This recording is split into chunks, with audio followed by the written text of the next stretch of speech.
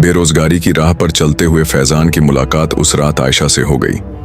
उसकी जिंदगी हमेशा के लिए बदल गई जब उसने जाना कि यह साधारण लड़की नहीं बल्कि एक जिन्न थी जिसे अल्लाह ने उसकी परीक्षा लेने भेजा था। फैजान रोज सुबह सूरज निकलने से पहले उठता और अपने अब्बू के लिए दवाइयां लेने जाता। 22 साल का यह नौजवान कभी अपने सपनों के बारे में सोचता, कभी अपनी छोटी बहन जरीना की पढ़ाई के खर्चे का हिसाब लगाता। उसके अब्बू पिछले साल से बीमार थे और अम्मी घर के काम के साथ साथ लोगों के कपड़े सिलकर घर चलाने में मदद करती थीं। फैजान बेटा, अल्लाह तुम्हें कामयाबी देगा, बस मेहनत और ईमानदारी से काम करते रहो। अम्मी रोज यही दुआ देती थीं। फैजान ने हर तरह की नौकरी के लिए दरख्वास्त दी थी, दुकानों पर, कारखानों में, रेस्तरां में, लेकिन हर जगह से एक ही जवाब आता, तजुर्बा कम है, हम तुम्हें नहीं रख सकते। उस रात मोहल्ले के मस्जिद से ईशा की नमाज पढ़कर लौटते हुए फैजान एक वीरान गली से गुजर रहा था। आसमान पर चांद भी बादलों के पीछे छिपा हुआ था और गली के एक कोने से एक अजीब सी रोशनी आ रही थी। कौन है वहां? फैजान ने पूछा। आवाज में थोड़ा डर मिश्रित था। सफेद लिबास में एक लड़की जिसकी आंखें अजीब सी नीली चमक लिए हुए थीं, वहां खड़ी थी। वह कहीं से घायल लग रही थी। क्या तुम ठीक हो? फैजान आगे बढ़ा। मैं खो गई हूं, लड़की ने धीरे से कहा। मैं अपने घर का रास्ता नहीं ढूंढ पा रही हूं। फैजान ने अपनी जेब से रूमाल निकाला और लड़की की कलाई पर लगे छोटे से जख्म पर बांध दिया। मेरा नाम फैजान है, तुम कहां रहती हो? मैं तुम्हें छोड़ दूंगा। मेरा नाम आयशा है, लेकिन मैं यहां नहीं रहती, लड़की ने मुस्कुराते हुए कहा। मैं बहुत दूर से आई हूं, एक ऐसी जगह से जिसे तुम नहीं जानते। फैजान को उसकी बातें अजीब लगीं, लेकिन उसने सोचा शायद यह लड़की डरी हुई है या भटक गई है। चलो मेरे घर चलते हैं, अम्मी कुछ खाने को देंगी और फिर हम सुबह तुम्हारे घर का पता लगाएंगे। आयशा ने उसकी बात मान ली और दोनों फैजान के घर की ओर चल पड़े। रास्ते में आयशा ने फैजान से पूछा, तुम्हें अपनी जिंदगी में सबसे ज्यादा क्या चाहिए? फैजान ने हैरान होकर देखा। यह कैसा सवाल है? बस जवाब दो, आयशा ने कहा। मुझे बस इतना चाहिए कि मेरे अब्बू ठीक हो जाएं, जरीना अच्छे से पढ़ सके और मेरे पास एक अच्छी नौकरी हो ताकि मैं अपने परिवार का ख्याल रख सकूं। आयशा ने गहराई से फैजान की आंखों में झांका। और अपने लिए कुछ नहीं? फैजान ने कंधे उचकाए। मेरे परिवार की खुशी ही मेरी खुशी है। घर पहुंचकर फैजान की अम्मी ने आयशा का स्वागत किया और उसे खाना खिलाया। आयशा ने सारा खाना बड़े चाव से खाया, जैसे वह बहुत भूखी थी। उस रात जब सब सो गए, आयशा फैजान के कमरे में आई। फैजान जमीन पर चटाई बिछाकर सो रहा था क्योंकि उसने अपना बिस्तर आयशा को दे दिया था। फैजान, जागो, आयशा ने उसे जगाया। क्या हुआ, सब ठीक तो है? फैजान उठ बैठा। आयशा की आंखों में अब एक अजीब सी चमक थी। मैं तुम्हें सच्चाई बताना चाहती हूं, मैं कोई आम इंसान नहीं हूं, मैं एक जिन्न हूं जिसे अल्लाह ने इंसानों की दुनिया में भेजा है। फैजान को विश्वास नहीं हुआ। तुम मजाक कर रही हो, है ना? आयशा ने अपना हाथ ऊपर उठाया और कमरे की हवा में एक अजीब सी लहर दौड़ गई। फैजान के सामने की किताब अचानक हवा में उड़ने लगी और चारों ओर घूमने लगी। या अल्लाह! फैजान पीछे हट गया। डरो मत, आयशा ने कहा। मैं तुम्हारी मदद करने आई हूं। अल्लाह ने मुझे भेजा है क्योंकि तुम्हारी नेकी और सच्चाई ने उन्हें प्रभावित किया है। फैजान को अभी भी यकीन नहीं हो रहा था। अगर तुम सच में जिन्न हो तो मेरी मदद क्यों करना चाहती हो? हर 1000 साल में अल्लाह हम जिन्नों को एक इंसान चुनने का मौका देते हैं। ऐसा इंसान जिसका दिल साफ हो, जो मुश्किलों में भी सच्चाई और नेकी का रास्ता ना छोड़े। इस बार तुम चुने गए हो। फैजान को समझ नहीं आ रहा था कि वह क्या कहे। मैं तो एक आम इंसान हूं, मेरे पास कुछ भी नहीं है। तुम्हारे पास एक पाक दिल है और यही सबसे कीमती चीज है, आयशा ने कहा। मैं तुम्हें एक शक्ति देना चाहती हूँ, लोगों के मन को पढ़ने की शक्ति। इससे तुम उनकी असली नीयत जान सकोगे और अपने लिए सही फैसले ले सकोगे। और इसके बदले में? फैजान ने पूछा। इसके बदले में तुम्हें हर रोज एक नेक काम करना होगा, बिना किसी मतलब के, सिर्फ अल्लाह की खुशी के लिए। अगर तुम एक दिन भी नेकी का काम नहीं करोगे तो यह शक्ति खत्म हो जाएगी। फैजान ने सोचा और फिर कहा, मैं तैयार हूं। आयशा ने अपना हाथ फैजान के माथे पर रखा और कुछ दुआ पढ़े। फैजान को लगा जैसे उसके पूरे शरीर में बिजली दौड़ गई हो। जब वह आंखें खोलकर देखा तो दुनिया अलग ही नजर आ रही थी। अगली सुबह फैजान नौकरी की तलाश में फिर निकल पड़ा।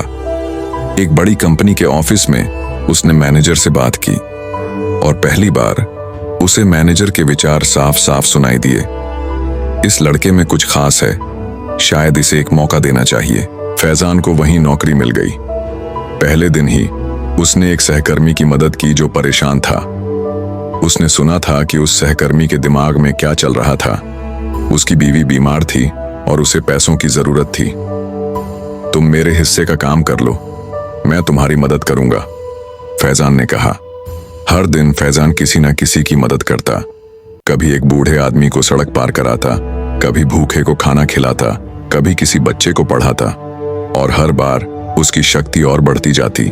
आयशा उसके घर में ही रह रही थी। अब फैजान की अम्मी और जरीना उसे अपनी बेटी और बहन की तरह मानने लगी थी। आयशा भी उनकी हर मदद करती, खाना बनाती, घर की सफाई करती। फैजान की नौकरी में तरक्की होने लगी। उसने देखा कि जब वह लोगों के मन की बात जान लेता था तो उनसे बेहतर तरीके से बात कर पाता था, उनकी जरूरतों को समझ पाता था। कंपनी के मालिक ने उसकी ईमानदारी और मेहनत को देखा और उसे एक बड़ा प्रोजेक्ट सौंपा। धीरे धीरे फैजान की जिंदगी बदलने लगी। उसके अब्बू के इलाज के लिए अच्छे डॉक्टर मिल गए। जरीना एक अच्छे स्कूल में पढ़ने लगी और घर के हालात सुधरने लगे। लेकिन जैसे जैसे फैजान की तरक्की होती गई, उसके सामने नए लालच आने लगे। एक बार उसने अपनी शक्ति का इस्तेमाल करके कंपनी का एक बड़ा सौदा अपने नाम किया, जिससे उसे बहुत फायदा हुआ। उस दिन वह अपना नेक काम करना भूल गया। रात को जब वह घर लौटा, आयशा उदास बैठी थी। क्या हुआ? फैजान ने पूछा। तुम आज अपना नेक काम नहीं किए? आयशा ने कहा। और तुमने अपनी शक्ति का गलत इस्तेमाल किया। फैजान को अपनी गलती का एहसास हुआ। मुझे माफ कर दो, मैं कल से फिर नेकी का काम करूंगा, आयशा ने उसे चेतावनी दी। फैजान, याद रखो, अल्लाह हमेशा देख रहे हैं। तुम्हारी शक्ति तुम्हारे ईमान पर टिकी है। अगले दिन से फैजान ने फिर से नेकी के काम शुरू कर दिए। उसने अपनी कंपनी में एक चैरिटी फाउंडेशन शुरू किया जो गरीब बच्चों की पढ़ाई का खर्च उठाता था। उसने अपने मोहल्ले में एक क्लिनिक खुलवाया जहां गरीब मरीजों का मुफ्त इलाज होता था। आयशा फैजान के हर कदम पर उसका साथ देती थी। धीरे धीरे फैजान को लगने लगा कि वह आयशा के बिना अपनी जिंदगी की कल्पना भी नहीं कर सकता। एक शाम जब दोनों छत पर बैठे चांद देख रहे थे, फैजान ने आयशा से पूछा, तुम कितने दिन और मेरे साथ रहोगी? आयशा ने उदासी से कहा, मेरा वक्त कम होता जा रहा है फैजान। जिन्हों को इंसानों की दुनिया में ज्यादा दिन नहीं रहना चाहिए, मुझे जल्द ही वापस जाना होगा। फैजान का दिल टूट गया। क्या मैं तुम्हें रोक नहीं सकता? सिर्फ एक तरीका है, आयशा ने कहा। अगर तुम अपनी सारी शक्तियां, अपनी सारी दौलत छोड़ दो और फिर से एक आम इंसान बन जाओ तो मैं तुम्हारे साथ रह सकती हूँ, लेकिन तुम्हें अपने परिवार, अपने सपनों का ख्याल भी रखना है। फैजान सोच में पड़ गया। क्या वह अपनी सारी कामयाबी छोड़ सकता था? क्या वह फिर से गरीबी में जीना चाहता था? क्या उसका परिवार इसके लिए तैयार होगा? कई दिन फैजान इस उधेड़बुन में रहा। एक तरफ आयशा थी जिसे उसने दिल से चाहना शुरू कर दिया था, और दूसरी तरफ उसका परिवार और उसकी जिम्मेदारियां थीं। आखिरकार एक रात फैजान ने आयशा से कहा, मैंने फैसला कर लिया है। आयशा ने उसकी आंखों में देखा। क्या फैसला किया है तुमने? मैं अपनी शक्तियां वापस करता हूं। मैं एक आम इंसान बनना चाहता हूं जो अपने दम पर जीता है, अपनी मेहनत पर भरोसा करता है। आयशा ने मुस्कुराकर कहा, तुमने सही फैसला लिया है फैजान, लेकिन इसका मतलब है कि तुम भी चली जाओगी। फैजान की आंखों में आंसू थे। हाँ, लेकिन तुम्हें पता है कि यही सही है। अल्लाह ने हम दोनों के लिए अलग रास्ते बनाए हैं। मेरा काम था तुम्हें सच्चाई का रास्ता दिखाना, और तुम्हारा काम है उस पर चलना। उस रात आयशा ने फैजान के माथे पर हाथ रखा और अपनी शक्ति वापस ले ली। फैजान को लगा जैसे उसके अंदर से कुछ निकल गया हो, लेकिन साथ ही एक अजीब सा सुकून भी मिला। अगली सुबह फैजान जब उठा तो आयशा वहां नहीं थी। उसकी जगह एक खत था। प्यारे फैजान, मैं जा रही हूं, लेकिन तुम कभी अकेले नहीं होगे। अल्लाह हमेशा तुम्हारे साथ है। तुमने मुझे सिखाया है कि इंसानियत का असली मतलब क्या होता है। बिना किसी स्वार्थ के दूसरों की मदद करना, अपने परिवार से प्यार करना और अपने ईमान पर अटल रहना। मैंने तुम्हारी शक्ति वापस ले ली है, लेकिन तुम्हारे अंदर जो सच्चाई है वह हमेशा तुम्हारे साथ रहेगी। याद रखना, असली शक्ति पैसों में नहीं बल्कि अच्छे कर्मों में है। अलविदा मेरे दोस्त, शायद कभी फिर मिले। अल्लाह की मर्जी से, तुम्हारी हमेशा आयशा। फैजान की आंखों से आंसू बह निकले। उसने खत को अपने सीने से लगाया और फैसला किया कि वह अपनी जिंदगी आयशा के बताए रास्ते पर चलाएगा। साल भर बाद फैजान की जिंदगी फिर से बदल चुकी थी। उसने अपनी कंपनी में अपनी मेहनत और ईमानदारी से तरक्की की थी, बिना किसी जादुई शक्ति के। उसके अब्बू पूरी तरह से ठीक हो चुके थे और जरीना अपनी कक्षा में टॉपर थी। फैजान ने अपने मोहल्ले में एक छोटा सा ट्रस्ट बनाया था जो गरीब बच्चों की मदद करता था। हर शुक्रवार वह मस्जिद के बाहर गरीबों को खाना बांटता।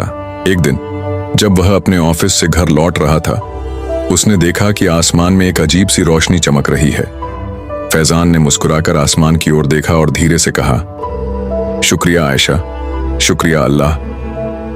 वह जानता था कि असली शक्ति दौलत में नहीं बल्कि नेकी में है, और असली रोशनी अंधेरे से नहीं बल्कि दिल से आती है। जैसे जैसे वह घर की ओर बढ़ा, उसने महसूस किया कि शायद आयशा उसके साथ ही है, उसकी रूह में, उसके हर नेक काम में। और यही सोचकर उसके चेहरे पर एक मुस्कान आ गई। कहानी समाप्त।